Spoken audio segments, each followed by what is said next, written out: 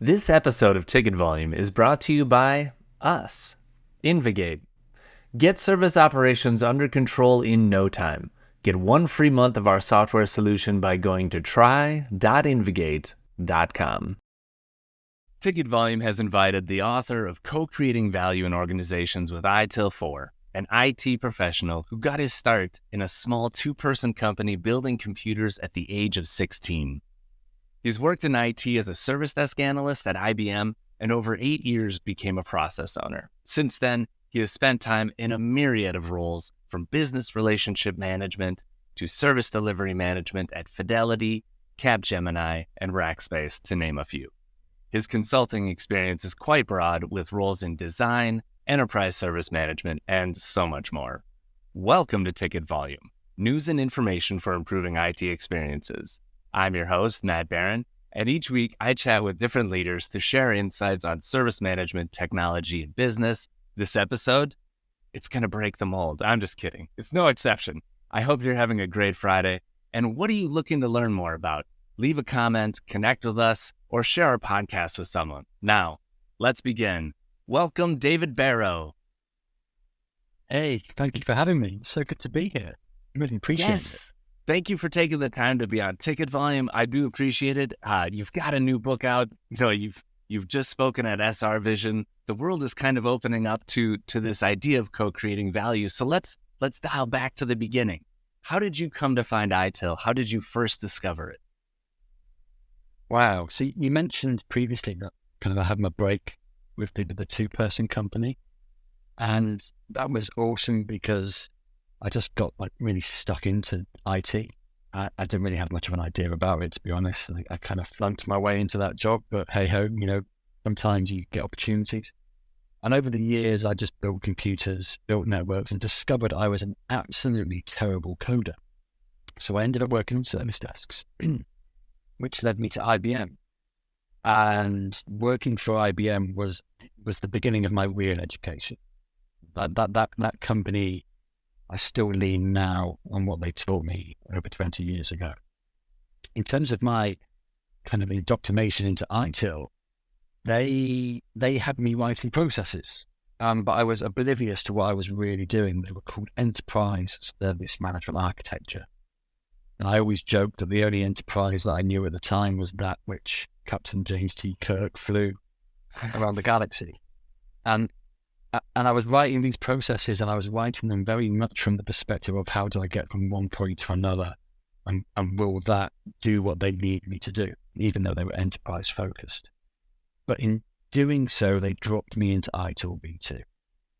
And that's when it all clicked. I was like, oh, this stuff involves other people. It's not just the IT team. It's not just about how do we get from one point to another. It's so much more. And from there, they dropped me into the old service level management certificate. And then I discovered, there's other companies. There's these things called contract, commercial, service level agreements, and so on. So yeah, it was a real amazing education. And ITIL was kind of the thing at the time that made me realize that they had been educating me, because I was almost oblivious to it. I was just getting on with my job.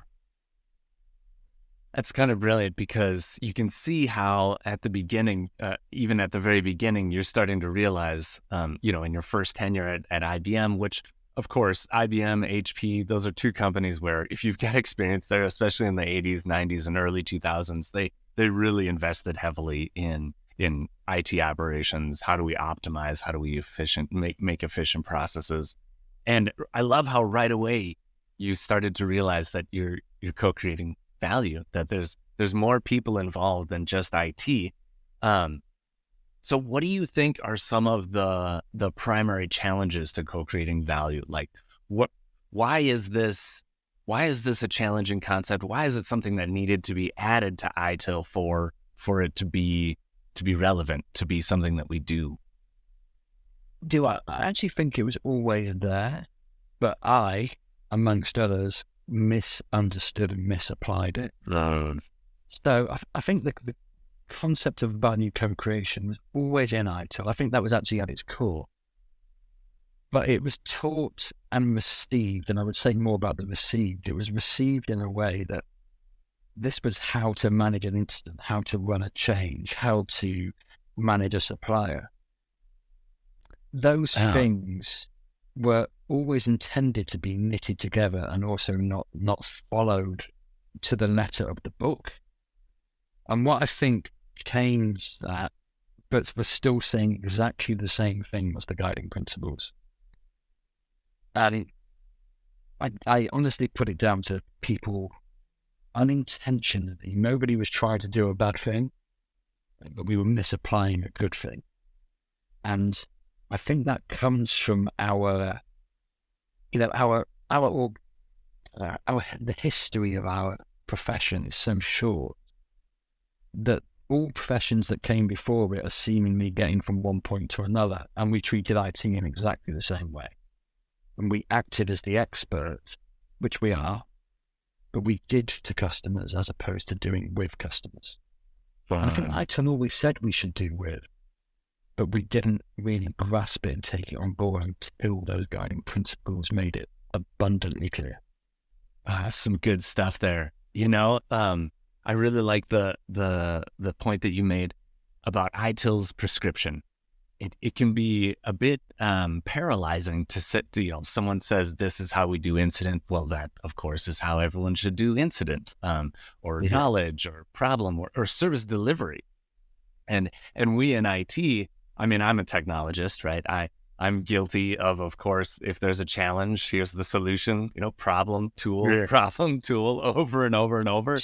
But really, it's more than that. It's about understanding how your outcomes, your outputs might be slightly different. They might have a different value. And it's interesting to think about how we stand up these systems and we send out laptops without necessarily thinking, who is using this? Are they different than the other person who selected this laptop or built this system? So talk a little bit about that. Talk about value. Because value is such an important part of ITIL 4, with the value chain, the service value chain, I should use the proper terms. and where I think it meets with co-creation of value is like pairing up, like understanding what that value is, right? Okay, I absolutely agree. I think if I go back to that historical view, when I talk about our ways of working, if you go back in time, the oldest recognized profession on this planet is the toolmaker. But that wasn't a profession when it started. It was people independently seeking to make something that enabled them to create shelter or to hunt or to make a fire. And that's really where it started. And that profession has had 2.8 million years now to evolve. It's had 2.8 million years to create value for others. And there'll still be people arguing that it doesn't co-create value for everybody that needs it. If you go and look at things like fashion, tailors and seamstresses, that's a profession that's 500,000 years old. And again, it was created because people wanted something and they could afford to have it. It was the great and the good could afford to have somebody make their garments for them. If you look back at sort of Greek writing and so on, that's what it was all about. And over the years, that too has evolved. So over 500,000 years, we are where we are today with bespoke, semi-bespoke fashion, and now fast fashion. And you may have argued at some point recently that fast fashion was adding value, but we soon realised with the benefit of hindsight, with the benefit of being able to look through a wider lens, that it's probably offering less value than we thought due to its lack of sustainability and the working conditions that people are placed in. And then you've got a favourite of mine, which is ceramics. On my right here, I have ceramic reviews. It's my hobby. And now that is, in terms of a process now, there is a way to make a cup, to make a sauce. So you've got that delightful cup in your hands there. There's a method to make that cup. There we go. That's the process to make that cup. Somebody will take some mud, essentially, pop it on a wheel, lift that up, they'll put a handle on it, they'll put it in a really hot oven and so on. But the practice of doing that, that's where they create the value for you, because you want a handheld, you want a handmade cup, you want something that feels nice, it's tactile, but you could just as easily go out and get one in terms of the evolution of that industry that's been factory made. In both scenarios, there's an element of value there. But in all of those scenarios, there's been a lot of time that passed. And if I bring it back up to date to answer your question, our industry is not yet even 100 years old. And our industry as a service, in terms of service management, is give or take 40. So, and I like to say this, that it's as common today to hold a digital device as it is that cup, your plate. Our industry has literally weaved its way into every single aspect of our lives, but it's also the tool for this modern age, and yet it's barely this big on a scale in terms of its life cycle. So when it comes to co-creating value, we are so short on the time scale that we've not had the opportunity to learn as much as all of those other industries, even though we can learn from them. But also, I think we're at the cusp now. We're at that point where we are, as an industry, realizing that we need to free our digital team to work with customers, to work with suppliers and treat them like partners to deliver value. But what we also need is our leaders to enable us and free us to do that. And if we go back to what you said about shipping a laptop and so on, all too often we tend to create a digital product and then try and wrap a service around it. If we flip that and say, this is going to be our service and this is the product that's going to deliver that service, it's a different way of thinking, but it's still, and it gets a better result. So it's really the challenge is learning from our mistakes, but also freeing ourselves and being freed to actually co-create that value. And that means we need to have conversations. We need to have debates. We need to respect one another with the outcome of those debates and then deliver something. It's so much easier said than done, but it can be done. It's such a good metaphor, and such a good perspective, like historically speaking. You know, the guy who makes this cup, I personally know him. And cool. We bought his first model, looked exactly like this. It's great. And I've seen him iterate over the years. He started to make smaller mugs that shape very similarly for people that drink espresso or just want a latte, or, you know, and we were just in Portugal, they drink, you know, this much coffee. You don't need a giant mug for it. And that iteration is that enablement. So like, he's a one-man shop, of course, but you can see how the leaders need to enable and protect those people to do that innovation, to say like, okay, I want to make a small one. Okay, try it. You know, do a proof of concept, build a dev instance of that smaller service or ancillary service. And then the leader's job is to protect that person so they don't lose their job after innovating that way. Absolutely. And I also really like the metaphor too, because you see ceramics now being used in machinery, how precision ceramics are used in bearings, and how, you know, the industry continues to evolve even after those hundreds of years. Now I want to move just a little bit, because I know that you're a fan of VeriSM. Were you involved in the creation of VeriSM, or are you just a fan? I am a fan. I was not involved in its creation. Okay. So I have an interesting VeriSM story in that. So VeriSM, for those that don't know, is value-driven, evolving, responsive, and integrated service management.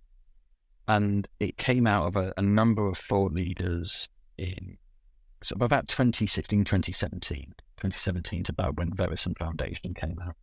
So it was just that bit before ITIL 4 became what it is today. And with VeriSM, I went to go and take the exam. But I went to go and take the exam without the training, because at that time I had getting on 24, 25 years of experience. I thought, how hard could it possibly? What could it possibly tell me about service management? I don't already know. Completely failed it. And it comes back to what I was saying about what's so good about ITIL 4 too, and how I'd misunderstood it, in that VeriSM is value driven.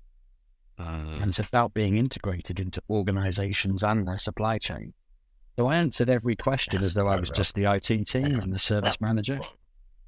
But what it showed me when I went and did the training was that there's so much more to what we do. And so now where I am with VeriSM is I'm a VeriSM professional. I'm an advocate of blending methodologies. So I'm not in a camp of one or the other.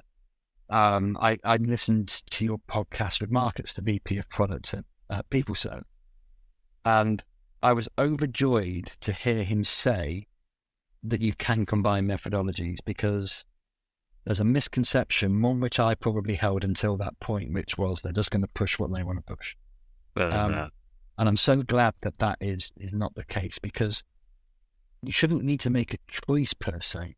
The choice should be to take what works for your organization and use it. And that is where VeriSM comes from. And that's why I love it. Also why I love ITIL 4 with the guiding principles and all those other elements. It's why I love STIAM. But too many of us, we go back, if we talk about history, we go back to our historic selves, which is we jump into tribes. And we become an ITIL tribe, a VeriSM tribe, a DevOps tribe, an Agile tribe, whatever tribe it is we feel like we need to be.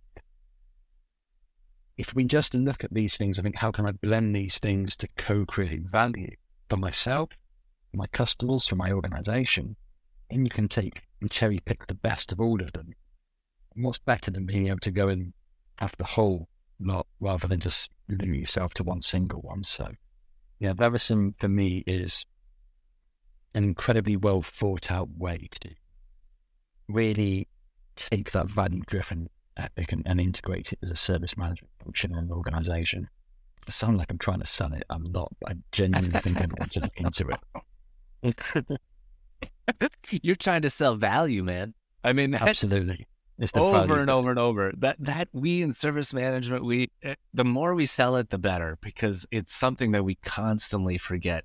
I'm totally guilty of this on the service desk side of things, because it's hard. It's hard to map the value. It's hard to understand the value until you do start having those conversations.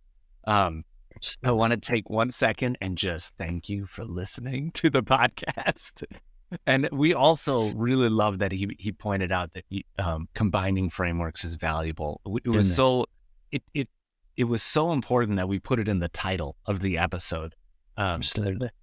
Because it's a huge mind shift for, I think, a lot of people that have been thinking about ITIL for a long time. I mean, Kobit and Isaka, they have always said, let's leverage all the frameworks, all the ways that we can. And VeriSM, same thing, let's focus on what works for your organization. I also really like that you point out the guiding principles in ITIL 4, because that is such a good change for our industry and for the framework. And I'm wondering, when you think about the guiding, or when you think about co-creating value, where do you, if let's say it's greenfield, no one's ever done a survey, they haven't, looked at the results, how do you suggest that people get started in co-creating value? So there's a really simple way, and then there's how you build on that moment. So the first guiding principle is focus on value. But like you say, if you're on a greenfield site, the next one, which is start where you are, well, we're starting from nothing. It's rare that you find that, but it can happen. So the simple piece of advice I would give anybody, and it's uncomfortable to do, but rewarding when you do, is go to your stakeholders. And when you identify who those people are, ask them a simple question, which is, what does value mean to you? From here, you'll grow to understand what it is they want to achieve, and you'll grow to understand a little bit about them. So some people will just talk about fiscal value or reputational value or regulatory value. But I must have conducted and asked that question hundreds of times, and I could count on these two hands the people that have done that. Most people talk about social, ethical principles, family, relationships, mental health and well-being. So then you go to understand people, and it's from there that you can then find out from them who are their stakeholders. Who am I missing? Who else should I speak to? Go and ask them the same question. And what I do is I create value statements. And from these value statements, I bring it all together, normally in a word cloud. And I go back to my key stakeholders, the people that are sponsoring me to be there, because I often work on my own, the people that know there's a problem but they're not quite sure how to solve it, or the people that don't know there's a problem and don't know where the value is. And I show them that word cloud, and it helps them see the culture of their organization and their people. Then you deliver services that match that, because you want, if you look at ITIL 4 DITS, for example, digital and IT strategy, that teaches you very fundamentally that every organization should have a vision, and its strategy should be pivotal to realizing that vision. But then it gets a bit murky in organizations. So how does everybody contribute towards that strategy? And in an ideal world, everyone has an objective that aligns to. It's not about the use of hands, but I'm building a tower of objectives now. But we don't want a tower. We want it to go across. And we want interspersed with that those values. So my simple advice is, if you're starting from scratch and you want to understand how to co-create value, ask the question, what does value mean to you? And from that point, awesome things can happen. Gosh, I just want to cheer. That's so good, man. Stakeholder map. As soon as you mentioned just talking to a stakeholder, I was like, oh my gosh. And when you talk to that stakeholder, you're going to find other stakeholders. Of course you are, because you can't help it. And then, oh my gosh, I love the idea of the word cloud. I didn't think about that and how it presents itself as a mirror of the culture, a mirror of what we value. It's really just holding it up to them and saying, look, this is what everyone is saying they want. And I'll be completely honest, that whole thing was a fortunate accident. So I worked in a global organization. And when I say global, I mean literally ridiculously huge, with a fairly small, in relative terms, brief to go and deliver value, to do some digital transformation, as is the buzzword. And in this group of stakeholders that we had, we captured those value statements, we turned them into a word cloud. And that word cloud, we then took the 5 most popular words. They were, from memory, collaborate, evolve, junction, embed, and evidence. And we turned them into a little logo. And that little logo just sat in the bottom right-hand corner of our presentations. And here's where the lucky coincidence, the fortunate event happened. Over a period of a few months, we began to see other people using our presentation with our logo. And so we identified new stakeholders that had similar beliefs to us, and we went and spoke to them. Now, I was based in London. The first person I spoke to was in Singapore. Because somebody in Singapore who I'd worked with said, I just thought you'll know someone screams, I can get me their name. And this is pre-COVID, but using technology with Teams. Oh, can I ask, why are you using our presentation? And at first they were taken aback. I didn't know it was yours. I was like, no, it's not a problem. Please just let me know why. And they said, because they actually mean something. This means something. Then the next person said it, and then the next. And we're like, okay. So we stumbled upon the fact that people in this organization have these values. And now if we start to design services that are in tune with those values, the collaboration, the transparency, the strengthening, and especially the evidencing and the embedding, then we can make a difference. And it really did make a difference. But I was not born with some brain that can do this stuff. It was a fortunate accident based on the experiences I'd had in the past of being comfortable chatting with people and asking that question. But that actual point, that came from a real fortunate accident. I can't deny it. I love it.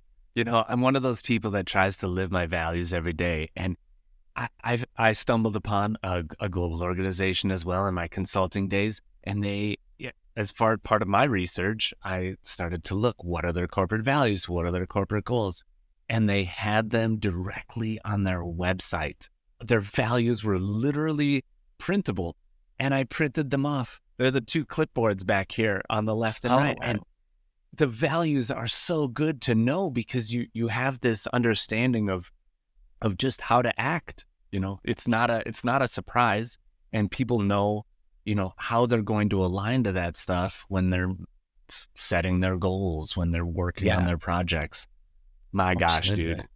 I was not ready for church this morning, but it feels like I just want to shout, amen. Can I get a preach? I also really like that you say the acronym for digital and IT strategy as just DITS. No. Yeah, and that could be misheard. I love a phonetic pronunciation, though. Okay, but David, your book is out now, IT, Co-Creating Value in Organizations with ITIL 4. Great. So where can people get it? What are your suggestions? Should they pick it up? Well, I absolutely would endorse that, obviously. But I think the point that, with regards, before I come on to where to get it, is where that led to that whole set of stakeholders is the creation of communities. So we identified people that we can bring into a community, and with the community, we were then able to co-create that. That was the key. We were now co-creating value for more than just IT. We were creating value for marketing, HR, finance, customers. Got it. So it's like why I would. Sorry, it's like your change champions, right? Like they're the people that are going to come along with you. Yes, okay. I call them impactors and influencers. So an impactor for me, and this is not a definition or term that you'll find in any ITIL book for anyone listening, but an impactor for me is somebody that owns something.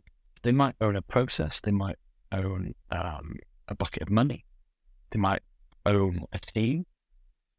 But there's somebody that you need to work with because they have a certain amount of influence in the organization, so impact in the organization. But an influencer is somebody who has a voice. They can be somebody that's going to jump on board your bandwagon and help you make momentum.